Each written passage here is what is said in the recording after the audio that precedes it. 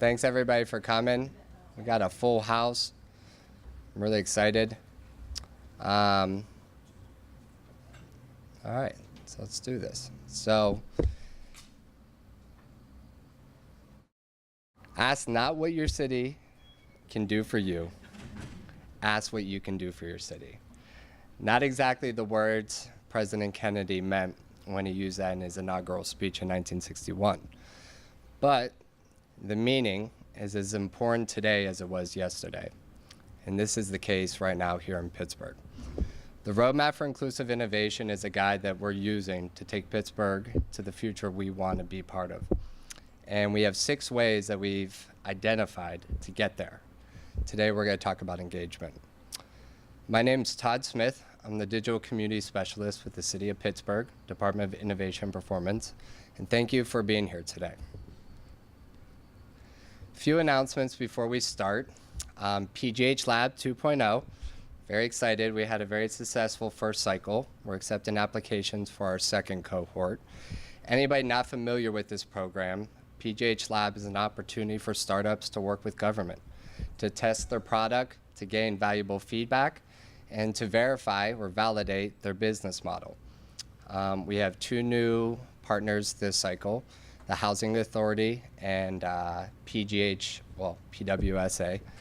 And if you've been following any of the news about the Upprize, they just announced 10 finalists, and one of the finalists is a cohort from our first cycle, HyberSense, and they'll be competing for $300,000. So we're very excited about that. And if you have any questions, please reach out to Anya Aliman. She's the program manager. The second announcement is about Inclusive Innovation Week. It's coming up at the end of March. Last year was the first year. This year is going to be bigger, it's going to be better, and it's going to be definitely more inclusive. Last year I participated as a citizen. I'm excited to be on the organizing side of things this year, but really all the credit goes to Christine Marty. I can't really see her, but I think she's back there. She's the program manager. Please reach out to her, ask any questions. If you're not sure what this is about, she will be happy to answer it all. We got really good partnerships, some really good synergies, a nice digital component, and yeah, there's still room for more events. So if you're interested in hosting, please let Christine know. So we're here to talk about city-to-citizen engagement. And before we wanted to talk about this, I hope that we actually go beyond that. And I was thinking about this word engagement, and when did that actually become part of our lexicon? So I did some research before today, and I found some interesting results. And if you ever used Google Trends before, I highly recommend it. So I did a 10-year research of the words engagement compared to communication. And I did it here in the United States. And where that arrow is pointed is a really interesting inflection point, because that's right around between 2007 and 2010. 2007, right around this time, the guys from Twitter were in a car heading to South by Southwest to launch their social network. In 2009, Facebook launched fan pages, which is the ultimate tool for building your community. And in 2010, Airbnb started getting recognition for the way we travel today as we know it. So what's really interesting, though, is when you expand those parameters to a worldwide search, you get the same story. It kind of looks a little bit different at first, but engagement is really on the trend that we saw within the United States. And the only reason that it hasn't hit that inflection point yet is because in the United States we adopt technology faster than the world as a whole. So when we speak about engagement, there's not just one type. So I did one more search, and I did 3 queries. And what you see here is exactly what I see here. Community engagement. It's literally the common denominator that's uniting us and what we're trying to do here in Pittsburgh. But when we talk about city-level engagement, community engagement is not enough. We still need participation from the private sector, from government. We also need engagement and support from the institutional side. So I'm happy that we have a scope of perspectives here today when we go through this facilitation. Equally important is just like looking across the river at the north side and seeing what happened with Nova Place. It's a great example of an engagement model that we should think about when we're working together today. And again, when you look through the lens of the world, community engagement's the way to go. We're talking about the inclusive innovation, we're talking about engagement. There's this parallel relationship between them. For some reason, this doesn't work. So I took this video last year at the National Institute for Robotics at CMU. They have a spring free week where you go and check out the facility. It's coming up. I would put that on your agenda. It's a lot of fun. But what's so interesting to me is that innovation is literally changing the shape of engagement. Communication is no longer transactional, it's storytelling. It's no longer one or two channels, it's omni-channel. So when I see this video,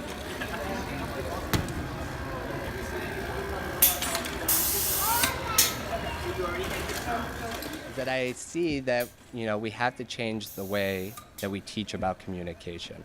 And I think this is a great segue into play. I remember when I first engaged with them, it was during Open Streets. It was being hosted on the north side. They had a large-scale game set up in the park right next to the Zumba stage. And, it was a really fun day to be out there and playing. And if I would have done it right and known the weather was going to be so warm, I would have said we should have done this facilitation outside. But I'm really excited to work with Adam. I met him through my colleague Christine. It was actually her idea, so kudos to her for recommending working with him.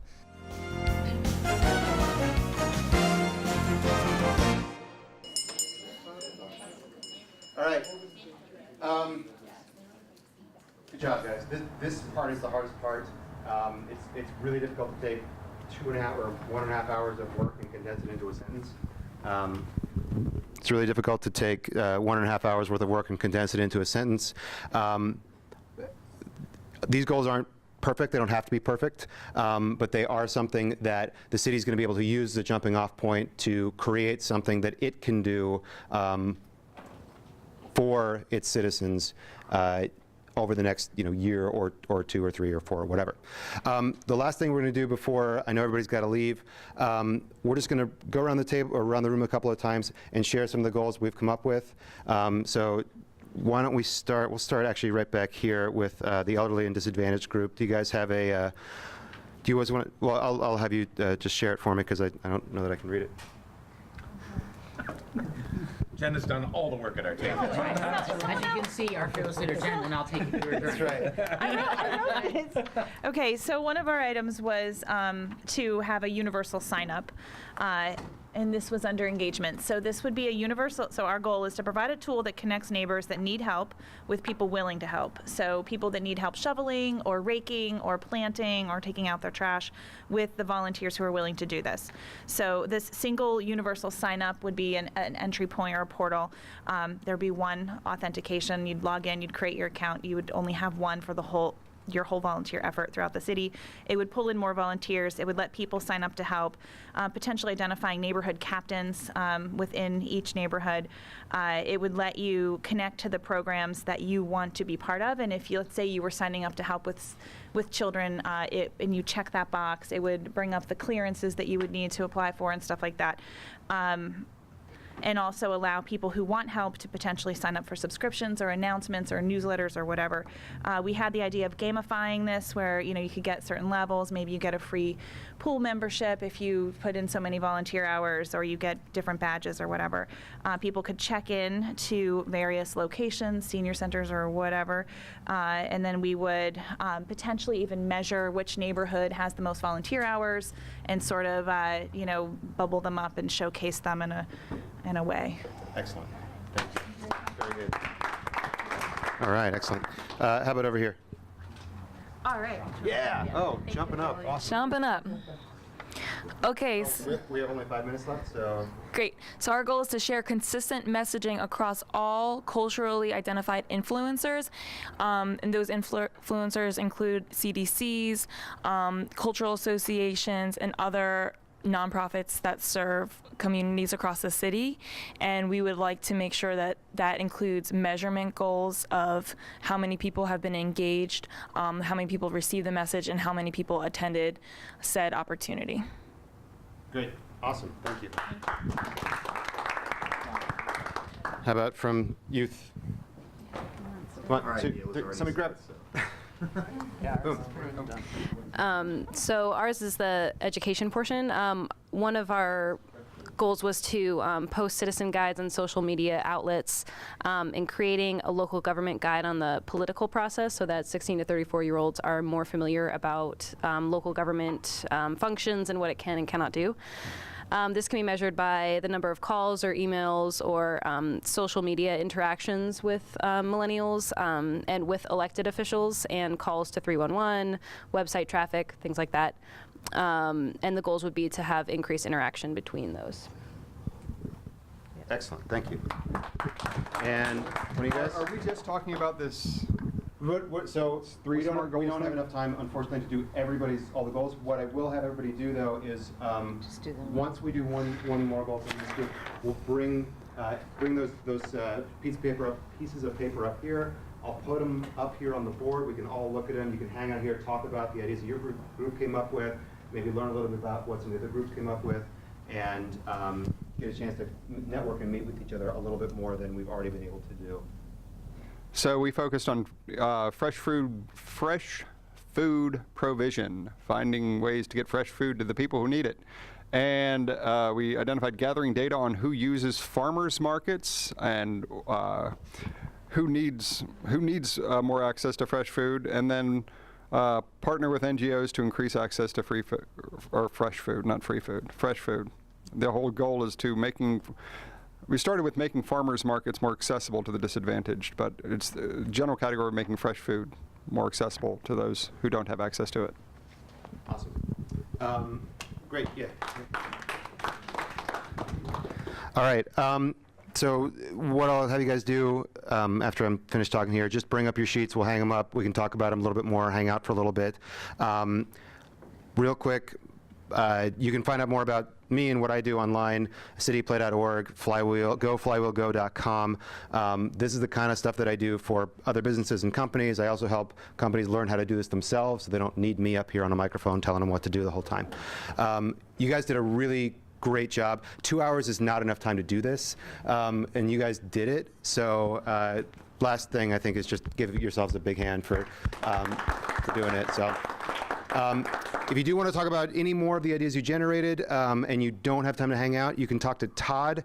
Todd is going to be the kind of the point person. He is the point person for the city on this particular subject, and he can give you more information about how to get in touch with him afterwards. So thanks again, guys.